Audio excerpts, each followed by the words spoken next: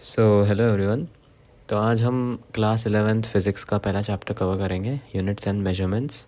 Specifically इस video में हम डायमेंशनल एनालिसिस को कवर करेंगे। स्टार्ट करते हैं। फिज़िक्स में हमारे पास इन टोटल 7 फंडामेंटल क्वांटिटीज़ होती है, ठीक है। इनमें से मोस्टली आप सारी पहले पढ़ चुके होंगे, starting with length, okay. Length, mass, time, current, temperature, ठीक है। इतनी आई गेस आप सबको पता होगी। स्टार्ट करते हैं इनका डायमेंशन लिखने से। लेंथ का हम सबको पता है कि एसआई यूनिट जो होता है वो मीटर होता है और उसका सिंबल जो होता है वो एम होता है। अभी लेंथ को रिप्रेजेंट करने के लिए डायमेंशनल फॉर्म में हम पहले तो 2 ब्रैकेट्स लगाएंगे, स्क्वायर ब्रैकेट्स। किसी भी क्वांटिटी का डायमेंशन लिखने के लिए हमेशा स्क्वायर ब्रैकेट्स के अंदर उसको एनक्लोज करना होता है। लेंथ के लिए हम लोग एल लिखते हैं, okay. Coming on to mass, जिसका एसआई यूनिट किलोग्राम होता है और सिंबल केजी। मास के लिए हम डायमेंशन अगेन स्क्वायर ब्रैकेट्स के अंदर एम लिखते हैं। टाइम, जिसका एसआई यूनिट सेकंड होता है और सिंबल एस, उसके लिए हम एसआई डायमेंशनल यूनिट टी लिखते हैं, टी फॉर टाइम। करंट के लिए सिमिलरली हम ए लिखेंगे और टेम्परेचर के लिए यहाँ पे हम लोग थीटा को यूज़ करते हैं। ये हमारे 5 स्टैंडर्ड यूनिट्स थे जिनको हम आगे की क्लासेस में पढ़ चुके हैं, ओके। एक बार फिर से रिवाइज कर लेते हैं। लेंथ के लिए हम लोग एल लिखेंगे स्क्वायर ब्रैकेट्स में, मास के लिए एम, टाइम के लिए टी, करंट के लिए ए और टेम्परेचर के लिए थीटा। अब ये जो 2 नए यूनिट्स हैं इनका मतलब क्या है? Starting with amount of substance that is mole. तो ये शायद आपने केमिस्ट्री में पढ़ा होगा। अगर इसका टेक्स्ट बुक डेफिनेशन हम देखने जाए तो इसका मतलब ये होता है कि 12 ग्राम ऑफ कार्बन 12 का आइसोटोप में जितने नंबर ऑफ एटम्स होते हैं उसको कोई भी गिवन क्वांटिटी के अमाउंट से कंपेयर करते हैं। से मेरे पास कोई एक सब्सटेंस है, उसमें 12 ग्राम ऑफ कार्बन 12 आइसोटोप जितने एटम्स हैं, तो मैं कहूँगा कि मेरे पास 1 मोल ऑफ सब्सटेंस है। अब बात करते हैं इसके डायमेंशन की। तो इसके डायमेंशन के लिए हम स्क्वायर ब्रैकेट्स के अंदर एनक्लोज करके MOL लिखते हैं, जो कि इसके SI यूनिट के सिंबल से मिलता जुलता है। Coming on to the next one और लास्ट फंडामेंटल यूनिट जो हमारे पास होता है वो है कैंडला। नाउ ये होता है लुमिनस इंटेंसिटी के लिए। Luminous intensity basically monochromatic radiation की फ्रीक्वेंसी होती है। आप इसको कोई भी लाइट के इंटेंसिटी से कंपेयर कर सकते हो because the meaning is luminous, right? Luminous stands for light, so it is analogous to luminous intensity light. तो इसका ऐसा यूनिट होता है कैंडला और सिंबल होता है CD। अब बात करें इसके डायमेंशन की, इसको भी हम स्क्वायर ब्रैकेट्स के अंदर CD लिखेंगे, which is the same as its SI symbol, okay. ये होते हैं हमारे 7 फंडामेंटल क्वांटिटीज फिजिक्स के अंदर। Coming on to the next one, these are supplementary units. A very important point to note is that these supplementary units are dimensionless. अब dimensionless कैसे होता है आपको बताता हूँ। कोई भी क्वांटिटी डायमेंशनलेस तब होती है जब उसके डायमेंशंस आपस में कैंसिल आउट हो जाता है। फॉर एग्जांपल, सबसे पहले रेडियन से स्टार्ट करता है, ओके। रेडियन अपने प्लेन एंगल का मेजरमेंट होता है। आपने कहीं पे पढ़ा होगा 1 रेडियन इक्वल्स टू पाई, अगर आपने मैथ्स में कहीं पे स्टडी किया हो। प्लेन एंगल को हम 2 क्वांटिटीज़ में मेजर करते हैं, मतलब बेसिकली लेंथ और रेडियस, ठीक है।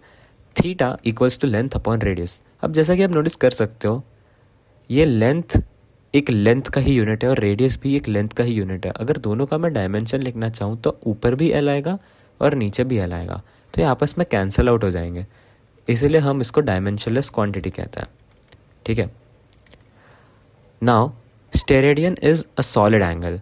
अब इसको विजुअलाइज करने के लिए आप समझ लो कि आपके पास ये एक लाल कलर का वाटरमेलन है, ठीक है। उसमें से आपने एक कोन टाइप का इंसिजन बाहर निकाला, तो वो जो इंसिजन एंगल यहाँ पे 3D एंगल बनाएगा उसको हम सॉलिड एंगल कहते हैं। और इसका मेजर स्टेरेडियन में होता है। अब इन दोनों में इससे ज़्यादा आपको जानने की कुछ ज़रूरत नहीं है। अब आते हैं रूल्स पे डायमेंशंस के। So an equation has same dimensions separated by addition और सब्ट्रैक्शन। ठीक है, तो इसका मतलब क्या होता है आगे समझते हैं। ओनली टू और more quantities having the same dimensions can be added और subtracted. This is a very important point to note. लेकिन इसमें यह ध्यान रखना है कि आप ये दोनों शब्दों पे बहुत ध्यान दीजिए, एडेड और सब्ट्रैक्टेड, क्योंकि ये क्वांटिटीज़ आपस में मल्टीप्लाई या डिवाइड हो सकती है and they need not have the same dimension. But अगर ऐड हो रही है या सब्ट्रैक्ट हो रही है then they definitely have the same dimension. Okay, एक एग्जाम्पल से समझते हैं। हमारे पास एक काफ़ी स्टैंडर्ड इक्वेशन होता है न्यूटन का, one of the laws of motion. Okay, so v square equals to u square plus 2as। यहाँ पे वेलोसिटी हमारी final initial velocity, a acceleration and s displacement होता है, राइट। सो अगर हमको वेलोसिटी का डायमेंशन लिखना हो, यहाँ पे अपने पास है v square, right. So v क्या होता है हमारे पास, it is nothing but metres per second, right. इसका ऐसा यूनिट यही होता है। अब मीटर क्या होता है हमारे पास, जैसे हमने ऊपर पढ़ा, it's a measure of length. तो अगर स्क्वायर ब्रैकेट्स के अंदर इसका डायमेंशन लिखे तो it will be L, and अगर पावर में कुछ नहीं होता then it means power is 1।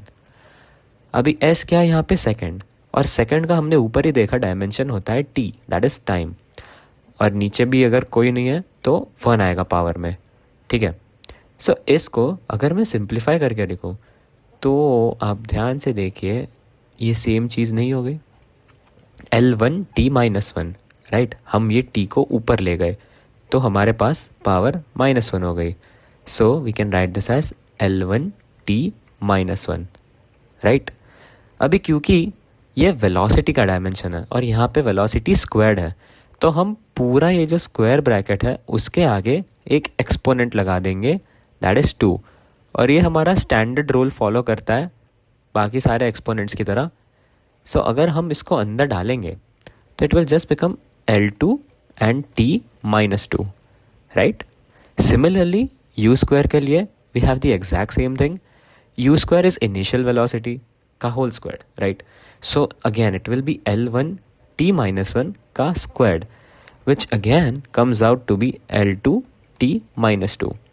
Now ये जो 2 यहाँ पे है, हमने इसको यहाँ पे इंक्लूड क्यों नहीं किया, because it is to be understood that 2 is a constant, right. 2 एक कॉन्स्टेंट टर्म है। एक एग्जाम्पल से समझते हैं, जैसे हमारे पास साइन थीटा होता है, ठीक है, या फिर हमारे पास e to the power something होता है, e to the power x ले लेता है, ठीक है।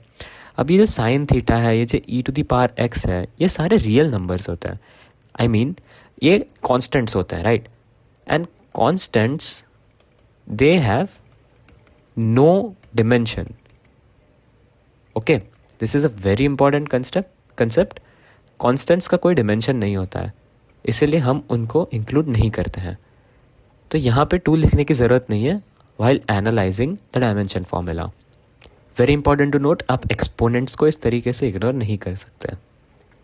ऐसा मत बोल देना कि ये भी तो 2 है, ये भी तो कांस्टेंट है, दैट्स द एक्सपोनेंट, ओके।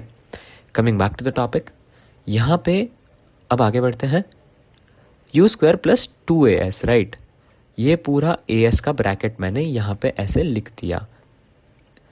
तो एक्सेलरेशन क्या होता है अब हमारे पास, acceleration is nothing but metre per second square, और you can write this as metre के लिए लेंथ अपॉन सेकेंड का स्क्वायर। तो 2 बार आप टाइम लिख दीजिए, second into second is second square, right. इसको हमें सिंप्लीफाई करके L1 अपॉन T का स्क्वायर लिख सकता हूँ, बिल्कुल लिख सकता हूँ, और उसको फर्दर सिंप्लीफाई करके L1 T माइनस 2 लिख सकता हूँ, right. And that's exactly what we have written over here. अब S क्या होता है, S is displacement.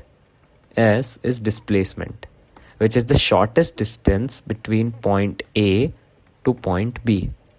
So अगर हमारे पास 2 पॉइंट है तो उनके बीच का शॉर्टेस्ट डिस्टेंस जो होता है ये हमारी डिस्प्लेसमेंट होती है। नाउ डिस्प्लेसमेंट का भी ऐसा यूनिट हमारे पास क्या होता है, लेंथ, एंड लेंथ का dimension like we just discussed, it is L. Okay, so now let me write this again. अगर हम A इंटू S लिखे तो हमारे पास ऊपर क्या आया था, L1 t-2 फॉर एक्सेलरेशन, और S के लिए हमारे पास जस्ट अभी आया L1. अगर इन दोनों को हम आपस में मल्टीप्लाई करें, क्योंकि ये आपस में मल्टीप्लिकेशन में ही है इधर, राइट, AS है, सो मल्टीप्लाई करने पे हमको मिलेगा L2 t-2. और जैसा कि आप देख सकते हो इक्वेशन में RHS में हमारे पास दो टर्म्स थे, एक तो v², एक u² और 2as. एक बार फिर से इसको लिख देते हैं, v² equals to u² plus 2as. अगर आप ध्यान से देखें तो हमारे पास तीनों के डायमेंशन सेम आ गए. यहाँ पे भी L2 t-2 आ गया v² के लिए, यहाँ पे भी L2 t-2 आ गया, एंड अगेन यहाँ पे भी L2 t-2 आ गया. सो बाय दिस हमने डायमेंशन का एक लॉ समझ लिया. This is very important while solving JEE Mains and NEET PYQs. So that's it for today's video guys. Thank you so much for watching. अगर आपको अच्छा लगे then do subscribe. Thank you.